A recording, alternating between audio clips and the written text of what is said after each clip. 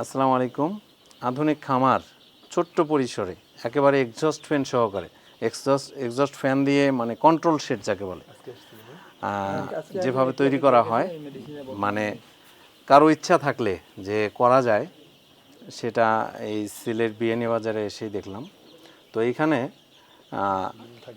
সোনালী মুরগি লালন পালন করা হচ্ছে, বাট সেটাকে একেবারেই ভিআইপি স্টাইলে। যদিও আমরা এটাকে ডাইনিং টেবিলে মাংস, সাধারণ মাংস হিসেবেই খাবো, কিন্তু তার যে পরিচর্যা, এই পরিচর্যাটা অন্যরকম। আপনারা যারা সোনালী মুরগি খান, বিশেষ করে আপনার কক, সোনালী যাই বলেন, বিভিন্নভাবেই দেশি মুরগি ছাড়া আর কি, সিলেটের আশেপাশে যারা আছেন তারা কিন্তু অনেক ভালো সোর্স এক্সপেক্ট করেন। অন্তপক্ষে সোনালিটা যেভাবে লালন পালন হয়, ব্রয়লারটা যেভাবে লালন পালন হয়, সেই জায়গাটাতে মানুষের আস্থার একটা ঘাটতি থাকে। এই জায়গা থেকে আপনারা যদি এই সোনালী মুরগিটা নিতে পারেন, আই থিঙ্ক এটা সব থেকে বেস্ট হবে আপনার ফ্যামিলির জন্য।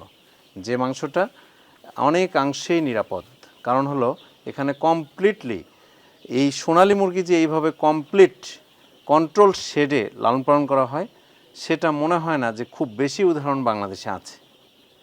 ব্রয়লার সোনালী যেভাবে লালন পালন করা হয়, এটা মোস্ট অফ দ্য ক্ষেত্রেই সেমি ইন্টেন্সিভ সিস্টেমে অথবা বলা যায় যে সেমি কন্ট্রোল সিস্টেমে করা হয়। তো যাই হোক, আমরা এই জায়গায় আসছি, তো আমি একটু হেল্প চাচ্ছি। ভাই, এই জায়গাটাতে আসলে কি পরিমাণ খরচ হয়েছে এই শেডটা তৈরি করতে? তো কি পরিমাণ? লক্ষ টাকা। কয়েক লক্ষ তো বুঝতেছি, তবে সেটা কি রকম? এই 12 থেকে 14 লাখের মতো। 12 থেকে 14 লাখের মতো। মুরগির ক্যাপাসিটি কতগুলা এখানে? 5000। 5000। জি। 5000 ক্যাপাসিটি, 12 থেকে 14 লক্ষ। তবে উনি একদিনের জন্য এটা করেননি, এটা ভবিষ্যতে হয়তো লেয়ার হবে। এটা হলো এক্সপেরিমেন্ট স্বরূপ সোনালি চলছে, এর পরবর্তীতে লেয়ার আসবে, যার কারণে উনি ইনভেস্টমেন্টটা করেছেন। তো যে উদ্দেশ্যেই করুক, ওনার হয়তো এটা অ্যাস্থেটিক পয়েন্ট অফ ভিউ থেকে, সৌন্দর্যের দিক থেকে ওনার চাওয়া যে আমি আমার যে ব্রয়লারটা উৎপাদন করব সেটা আমি, আমার যে সোনালিটা উৎপাদন করবো সেটা মাংস আমি খাবো, বাট রেস্ট অফ দ্য মাংস তো বাজারে বিক্রি করতে হবে। বাজারে বিক্রি করলে আমি নিশ্চিত উনি বেশি দাম হয়তো পাবেন না, কিন্তু যারা এখান থেকে ভোক্তা হবেন অবশ্যই তারা বেনিফিটেড হবেন ভোক্তা হিসেবে, এবং তারা যে মাংসটা পাবেন বা যে ডিমটা পাবেন, এই ডিমটা অবশ্যই উপাদেয় হবে অন্যান্য খামারের তুলনায়। যারা সিলেটের আশেপাশে আছেন তারা আগে থেকেই যোগাযোগ করে রাখবেন, কারণ এইগুলো কিন্তু খুব বেশি দিন থাকবে না। কারণ যখনই একটা অপটিমাম লেভেলে চলে আসবে ওজন, সাথে সাথে বিক্রি হয়ে যাবে। আপনারা দ্রুত বিয়ানী বাজারে, এটা লোকেশনটা হচ্ছে মহিলা আদর্শ কলেজের বলে লোকাল নামে জলডুব দুপানিপাড়া। জলডুব দুপানিপাড়া। জলডুব দুপানিপাড়া পার, দুপানিপাড়া পার, পার্ক। এই জায়গাটাকে পার্ক বলে, পার বলে, মানে নদীর পার। জি জি জি, নদীর পার। এই জায়গা কি নামে চিনবে আসলে? দুপানিপাড়া বললেই চিনবে। দুপানিপাড়া কার খামার? নাম সায়েমের খামার। সায়েমের খামার। তো এই সায়েমের খামার দোপানির পারে, এখানে যদি আপনার, আমরা নামটা দিয়ে স্মার্ট এগ্রো ফার্ম এখন সানরুফ উঠাইনি এখন আর কি। আচ্ছা হোক, স্মার্ট এগ্রো ফার্ম যখন উঠাবে তখন দেখাবো, আবার সমস্যা নাই, স্মার্টলি দেখাবো। তবে এটা যে ভিতরে ভিতরে এতটা গর্জিয়াস, এতটা স্মার্ট, এটা তো আর মানুষ জানে না, সেটা তো আগে দেখাই দিলাম, নাম পরে।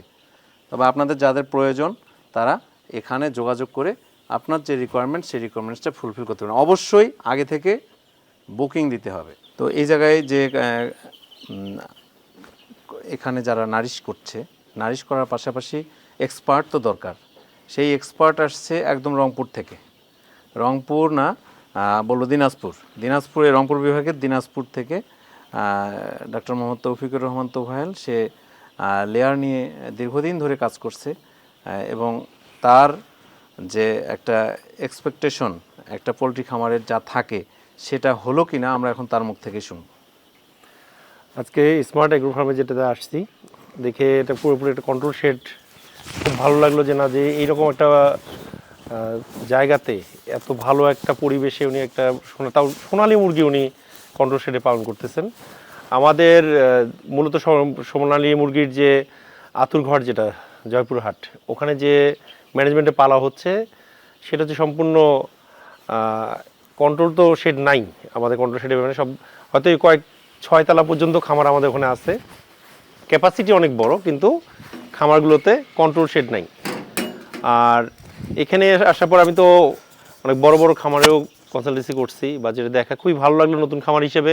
আরও ভালো কথা হচ্ছে যে এখানে একজন এক্সপার্ট লোক আছেন, প্রভিডারতে একসময় জব করতেন, ব্রিডার ফার্মে ছিলেন, ওখান থেকে আসছেন। এনার যেহেতু সোনালী মুরগির একটা সবচেয়ে বড় বিষয়টা হচ্ছে যে হাইব্রিড সোনালী, একসময় কিন্তু সোনালী যেটা ছিল ওটা এখন কয়েকভাবে সোনালীর ক্লাসিফিকেশন হয়ে গেছে। হাইব্রিড সোনালী হচ্ছে, সোনালী ক্লাসিক হচ্ছে, সোনালী কালার বার্ড হচ্ছে, এবং সুপার, সুপ্রিম, যেহেতু জীবের নামে আছে আর কি। সেক্ষেত্রে যে হাইব্রিড সোনালীটা এটা কিন্তু খুব অল্প সময়েই আসে। সেক্ষেত্রে যদি আপনি 1 কেজির মাঝে, আমি যেটা বলবো সাজেস্ট করবো বর্তমানে যে এফসিআর যেটা যদি ভালো পেতে চান, 1 কেজি কখনো ক্রস করবেন না। আমাদের অনেক ক্ষেত্রে দাম বৃদ্ধির ক্ষেত্রে আমরা অনেক ক্ষেত্রে 2, 4, 10 দিন এই দুদিক করি, কিন্তু যখন 1 কেজি প্লাস হয়ে যাবে সেক্ষেত্রে কিন্তু মার্কেটটা কিছুটা ডাউন হয়ে চলে আসবে। শুধু ওইটা হবে না, সেটা বিক্রি করতেও একটু সমস্যা হবে। এক্ষেত্রে আপনার এফসিআর যতটা আপনার সবসময় কিন্তু আপনার প্রতি 5 থেকে 10 দিনের মাঝে আপনি একটা ওয়েট দেবেন, ওয়েট দিয়ে এফসিআরটা কাউন্ট করবেন। এফসিআর কাউন্ট করলে যখন দেখবেন এফসিআর আপনার বেশি মানে যখন থেকে এফসিআর কমা শুরু হয়েছে, আপনি কিন্তু অন্য মুরগিটা রাখবেন না, মুরগিটা ছেড়ে দেবেন। এবং অবশ্যই যে কন্ট্রোল সেটা আমরা এটা 50 থেকে 55 দিন ক্রস করবে না। 50 থেকে 52 দিনের মধ্যে হয়তো আপনারা ওই সময় আবহাওয়াটাও ভালো হয়ে আসবে, মুরগিটা সেল করতে পারবেন। এখনই যেটা, যেহেতু একজন ডাক্তার আপনাদের লোকাল একজন কোম্পানির ডাক্তার আপনাদের এখানে আসতেছে রেগুলার, আপনি রেগুলার তার টাচে থাকবেন। কোনো সমস্যা হলে যদি, যেহেতু কোম্পানির ডাক্তার বিভিন্ন জায়গায় আসতে, আপনি সরাসরি যে মৃত বাচ্চাটা যদি মারা যায়, মৃত বাচ্চা বা অসুস্থ মুরগি বাচ্চাটা নিয়ে সরাসরি তার কাছে যাবেন। এবং রেগুলার আপনি যেহেতু জানেন সব কিছু, রেগুলার আপনি তার সাথে একটু কন্ট্যাক্টে থাকবেন, টাচে থাকবেন। আর যেহেতু ফার্স্ট একটা ব্যাচ এবং এমন একটা সময় ব্যাচটা উঠতেছে, আপনার হয়তো এটা খুব একটা ভালো দাম পাবেন আশা করা যায়। রোজার মধ্যে হয়তো আপনার চলে যাবে মুরগিটা, রোজার মাঝে পাবেন, একটা ভালো দাম পাবেন আশা করা যাচ্ছে। তো আর যদি তার এছাড়াও যদি কোনো সমস্যা হয়, আমি তো আমার করতেছি, আপনারা যোগাযোগ করবেন। আর সর্বোপরি এই যে নতুনত্ব, এই যে সিলেটের মতো জায়গায় সোনালী মুরগি কন্ট্রোল শেডে পালা হচ্ছে, এটা আমাদের মনে করবো যে আমাদের পোলট্রি সেক্টর একটা বিশাল অ্যাচিভমেন্ট। এবং এই খামার দেখে আশপাশে আরও অনেক সিলেটে, যেহেতু ইনভেস্টরের অভাব নাই, উদ্যোক্তা অনেক, কিন্তু ভয় পায়, পোলট্রি ইনভেস্ট করতে ভয় পায়। সেক্ষেত্রে যদি লাভবান হয় তাহলে আরও এনাকে দেখে আরও সব উদ্বুদ্ধ হবেন এবং পোলট্রি সেক্টরে আরও ইনভেস্ট করবেন এবং আমাদের পোলট্রি সেক্টর আগে যাবে, এটাই আশা করছি। সবাই ভালো থাকেন।